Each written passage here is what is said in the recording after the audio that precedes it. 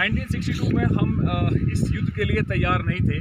हमारा उस वक्त हम अपने आईबी और एलसी को जो है यहाँ से उनकी तरफ हमारा फोकस था। हमें नहीं लगता था कि हमारे पड़ोसी देश जो हैं हमारे को उस दौरान हमारा ये युद्ध को जो हम पे थोपेंगे और हमें युद्ध करना पड़ेगा। 1962 में सबसे पहले जो 23 अक्टूबर को सुबह के वक्त मॉर्निंग के टाइम पे चाइना की तरफ से जो युद्ध हुआ वो यहाँ पर हमारे पहला अटैक आया। जैसे इनका अटैक आया उस दौरान हमारे पास यहाँ पर 5 असम राइफल की एक प्लाटून थी जिसका नेतृत्व हमारे जमींदार AK राव कर रहे थे। उन्होंने यहाँ पर डिफेंस लिया था और डिफेंस लेने के बाद वो यहाँ पर 1 JCO और 16 जवान जो थे यहाँ पर वो तैनात थे। 23 अक्टूबर के सुबह के वक्त जब हमला हुआ तो उस हमले का सामना हमारे बहादुर जवानों ने अपनी वीरता और बहादुरी के साथ किया। परंतु एक ऐसा समय आया कि हमारी तैयारी में कहीं ना कहीं हो सकता है कमी थी, पर इनका जो था हमला बहुत ही बड़े लेवल का था, बहुत ज़्यादा तादाद में था, जिसको कि हमारे बहादुर जवानों ने उसका सामना काफ़ी बहादुरी के साथ करते हुए वो इसका मुकाबला नहीं कर पाए और अंततः वह भारत अपने देश के लिए शहीद हो गए। यहाँ पर जब वो हुआ इस प्रकार की कार्रवाई है कि वो एक एक करके जब उन्होंने अपने प्राणों की आहुति अपने देश के लिए दी, तो हम ये चाहते हैं कि हमारे देश के जितने भी नागरिक यहाँ पर आते हैं तो वो अपने देश के में शहीद हुए अपने फौजी भाइयों को, अपने शहीदों को पक्का यहाँ पे आके याद करें, अपन नमन करें। और जिस प्रकार से आप सब यहाँ पे आते हैं तो आप अपने देश प्रेम को यहाँ पे किसी न किसी तरीके से प्रकट करते हैं। आप चाहे घूमने के पर्पस पे आए हैं, परंतु अगर आप देश की सीमा को देखने के लिए आए हैं तो ना चाहते हुए आपका यहाँ पे देश प्रेम प्रकट होता है।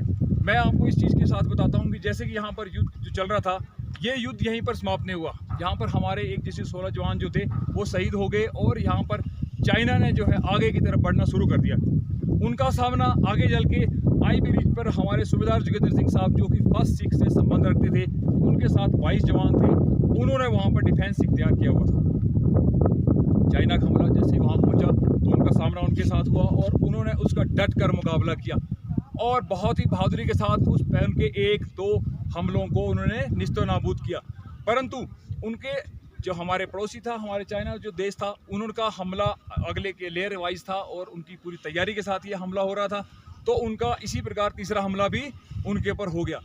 इस तीसरे हमले में लड़ने के लिए हमारे भारतीय सैनिकों के पास एम्यूनिशन की कमी आ गई, क्योंकि वो वहाँ तक बैटल लोड लेकर पहुँचे थे। एक ऐसा वक्त आया कि उन्होंने बैंड फाइटिंग करने का निर्णय लिया और उनका एम्यूनिशन खत्म हो गया, परंतु उन्होंने बैंड फाइटिंग के साथ जो उनका तीसरा हमला था उसके साथ सामना किया। बहुत सारे सैनिकों को उन्होंने वहाँ पे बर्बाद किया, परंतु उनका धैर्य, उनका बल, उनका शौर्य और धीरे धीरे जवाब देना शुरू कर गया। और हमारे वो 1 JCO 22 जवान जो कि आईबी रीच पर सूबेदार जोगिंदर सिंह साहब के नेतृत्व में वहाँ पर युद्ध लड़ रहे थे, वो एक एक करके उस जगह पर शहीद हो गए।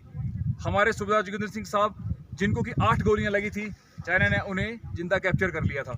उनसे इन्फॉर्मेशन हासिल करने की कोशिश की गई कि आप हमें बताइए कि भारतीय सेना आगे कहाँ पर जो है डिप्लाई है, परंतु उन्होंने देश के साथ कोई भी गद्दारी ना करते हुए अपनी भारतीय सेना की कोई भी खबर जो है चाइनीज सोल्जर्स को नहीं दी और आखिरकार उन्हें टॉर्चर किया गया, उनकी आंखें निकाली गई, उनके नाखून निकाले गए, बहुत सारा फिजिकल टॉर्चर उन्हें किया गया, परंतु उन्होंने अपनी खबर कोई भी नहीं दी और इस टॉर्चर के चलते हुए आखिरकार वो भी वीरगति को प्राप्त हो गए।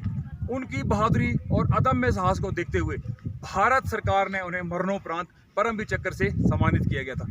आज उनका, जैसे कि मैं आपको बता चुका हूँ कि आज 23 अक्टूबर 1962 का दिन है। आज के दिन उनकी शहीदी यहाँ पर हुई थी।